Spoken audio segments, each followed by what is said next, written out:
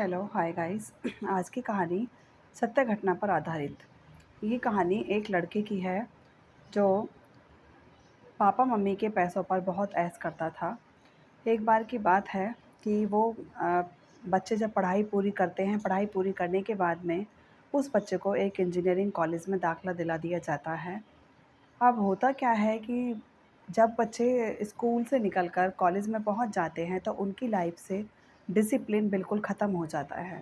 उन्हें ऐसा लगने लगता है कि अब हम बहुत बड़े हो गए हैं और अब हम जो भी करेंगे वो सही करेंगे, हमें सब कुछ करने की आज़ादी है। देखिए, जबकि ऐसा नहीं होता है। गलत गलत ही होता है और सही सही होता है। तो होता क्या है, जब वो बच्चे बीटेक में करने लग जाता है, वहाँ जाकर वो सोचता है कि सब हो जाएगा, 4 साल हैं। तो वो पढ़ाई में थोड़ी लापरवाही कर देता है और मौज-मस्ती और घूमना-फिरना, मूवी देखना, इधर-उधर जाना, इन सब कामों में वो अपने यार दोस्तों के साथ में करने लगता है।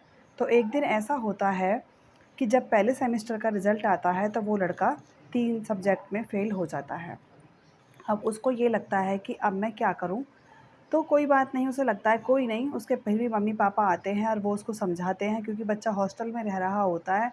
तो वो कहते हैं कि बेटा ऐसा मत करो, हमने बहुत मेहनत करके तुम्हें पढ़ा रहे हैं और तुम ऐसा मत करो। लेकिन बच्चों को इस उम्र में कोई भी बात सही समझ में नहीं आती है। उसके बाद में एक दिन होता है कि वो 5 फ्रेंड मूवी देखने के लिए गए हुए होते हैं। तो रात को लास्ट शो 12:30 का ख़त्म होता है, तो वो आते हैं।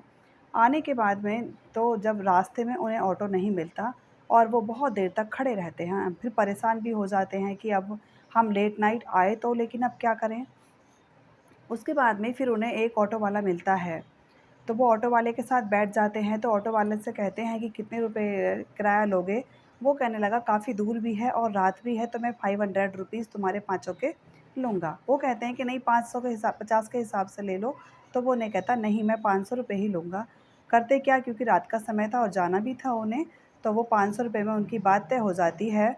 तो वो ऑटो वाले से कहते हैं कि रात में ऑटो क्यों नहीं मिलते? तो वो कहने लगा कि रात में ऑटो चलाना बहुत मुश्किल भी होता है और रात को अगर नींद पूरी ना हो तो दिन में काम नहीं हो पाता। ऐसा सोच कर के वो उसकी बात सुनते रहते हैं। वो कहते हैं, लग रहे हो भैया तुम पढ़े लिखे हो। तो वो कहता है कि मैं बहुत ही ज़्यादा मतलब पढ़ा लिखा हूँ और मैंने बहुत लापरवाही की थी अपनी ज़िंदगी में, इसलिए आज मुझे रात को ऑटो चलाना पड़ता है, क्योंकि बच्चों को पढ़ाना और पालना बहुत मुश्किल हो गया है। तो वो कहते हैं कि क्यों, क्या किया तुमने? क्या पढ़े हुए हो? तब वो लड़का कहता है कि मैंने बीटेक किया था और बीटेक करने के साथ-साथ में जब मैं वहाँ पर मौज-मस्ती की, पिता की कमाई पर मैंने ऐश किया और मैं वहाँ पर अपनी ज़िंदगी में फ़ेल हो गया। मेरे को बीटेक बीच में ही छोड़नी पड़ी और जिस कारण आज मैं ये ऑटो चलाकर अपने परिवार का पेट पालता हूँ। तो फिर वो लड़कों से कहता है कि तुम क्या कर रहे हो? तो वो कहते हैं कि हम सब भी बीटेक कर रहे हैं। तब वो कहता है कि देखिए, ज़िंदगी में ये मौका दोबारा तुम्हें नहीं मिलने वाला, क्योंकि अब मुझे नहीं मिल रहा। अब मुझे मेरा परिवार पालना बहुत मुश्किल पड़ रहा है, इसलिए मैं रात को ऑटो चलाता हूँ और दिन में भी काम करता हूँ। तो आप अपनी पढ़ाई पर पूरा फ़ोकस कीजिए।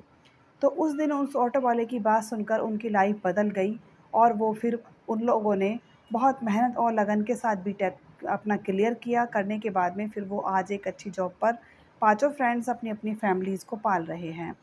तो देखिए, कभी ना करे कुछ नहीं होता है।